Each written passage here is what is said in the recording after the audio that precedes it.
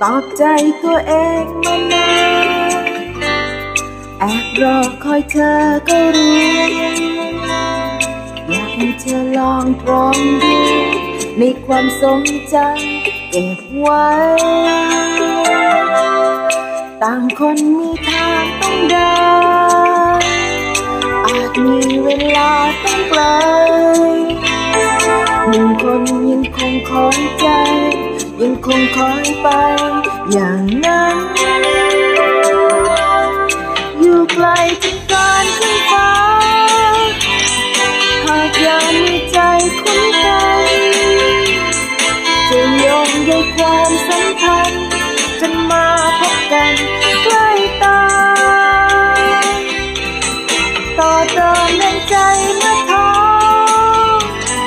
แบ่งปันในยามทุกข์ร้อนไม่หวั่นต่างคนเติมใจให้กันเติมใจซึ่งกันจนเต็มปลอบใจตัวเองมานานแอบรอคอยเธอก็รู้อยากให้เธอลองตรองดูในความทรงจำเก็บไว้ต่างคนมีทางต้องเดิน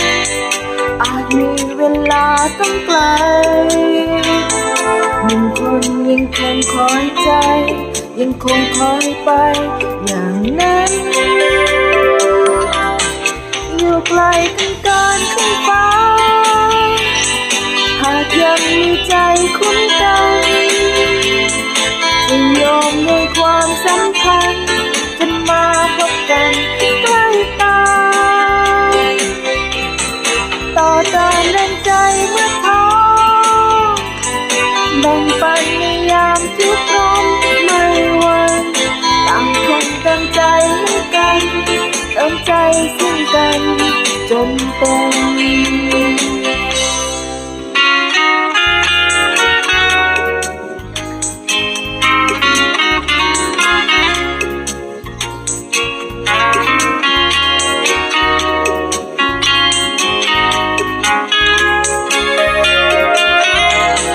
อยู่ไกลกันเกินขึ้นฟ้า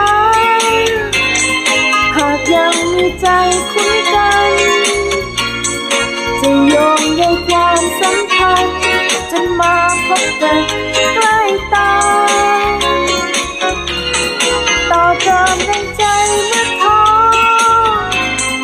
แบ่งปันในยามทุกข์ร้อนไม่หวั่นต่างคนเติมใจให้กันเติมใจซึ่งกันจนเต็มต่างคนเติมใจให้กันเติมใจซึ่งกันจนเต็ม